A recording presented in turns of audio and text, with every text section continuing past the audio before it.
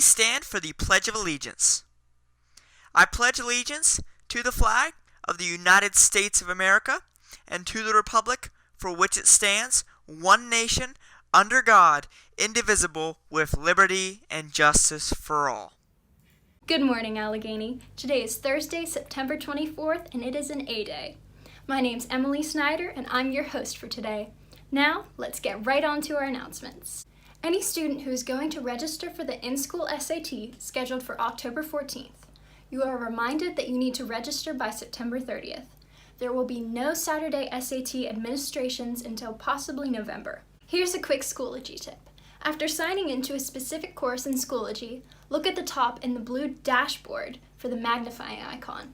Go directly under it and find the text that says All Materials and click on it. You can now sort just by assignments, discussion boards, etc. This may be a great way to make sure no graded assignments go undone. It's time to order your class ring. To view all styles of the rings and class jewelry, visit www.balfour.com. You can also text RING 2021 to 39771 for special offers and promos from Balfour. If any student has learned or perfected a talent over the course of the pandemic, or you would just like to share your already established talent, AML wants to feature you. Contact Mr. White or one of the AML crew for additional information. Now, let's send it on over to Eric for today's weather forecast.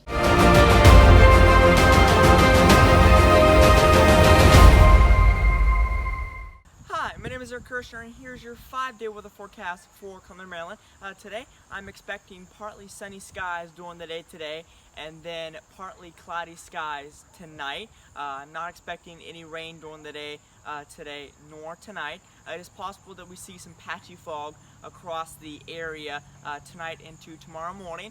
Besides the fog tomorrow, I'm expecting mostly sunny skies during the day tomorrow, and then mostly clear skies tomorrow night. No chance of rain during the day tomorrow nor tomorrow night. Tomorrow night into Saturday morning, I'm still expecting that there will be some patchy fog across the area. And then Saturday, besides the fog, expecting mostly sunny skies during the day and then partly cloudy skies Saturday night. And then going into Sunday, there is a chance of rain showers during the day and night Sunday. And then besides the chance of rain showers, skies during the day Sunday are expected to be mostly sunny. But then going into Sunday night, skies are expected to cloud up again, becoming mostly cloudy. And then going into Monday, another chance of rain showers during the day Monday into Monday night. Skies during the day are expected to be mostly sunny, and then partly cloudy skies Monday night. So besides the chance of rain showers, not really, and the fog, not really expecting any significant weather over the 5-day period. And really, that's all I got, everyone. Stay tuned. Thanks, Eric. Now over to sports with David.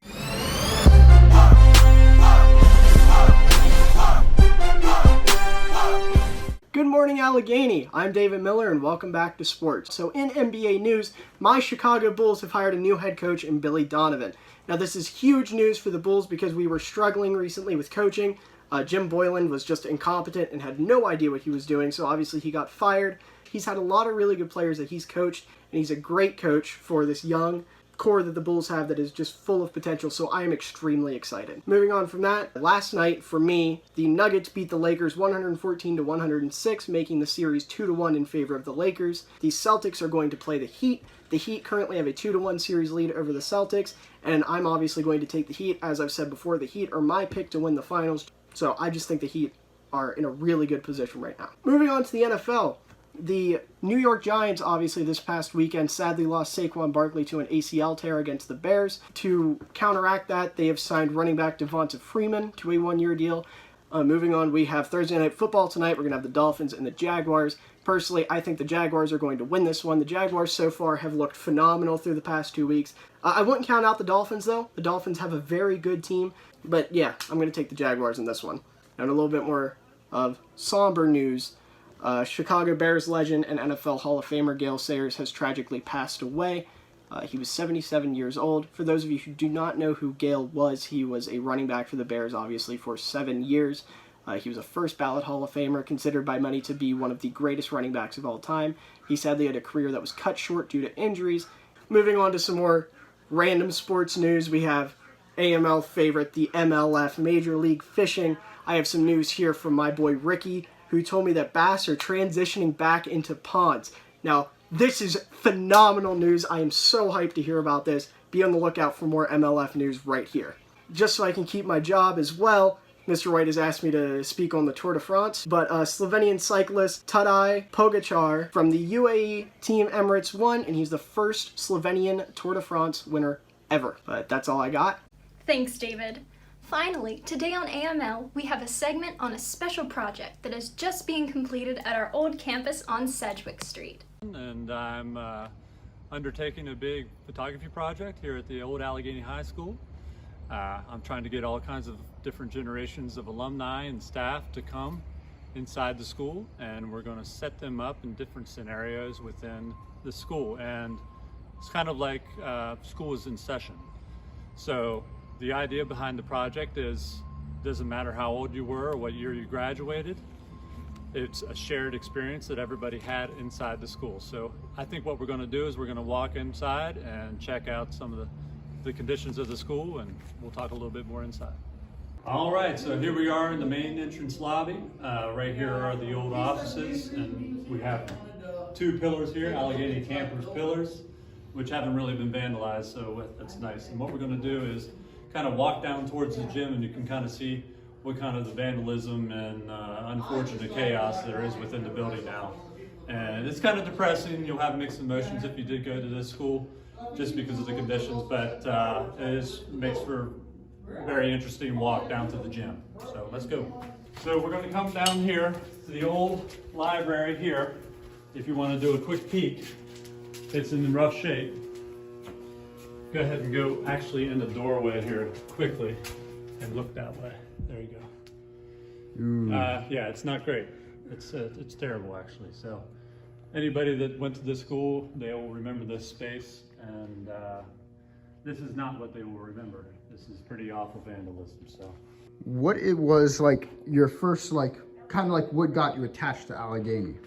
So I graduated in 1999 from Allegheny, and my mom, who's been an art teacher in the Allegheny County Public School System for about 40 years. She taught here for about 20 years, up until basically the end. I guess it was 2018 when the last class came through here. So, I mean, I do have connections with the school based on that.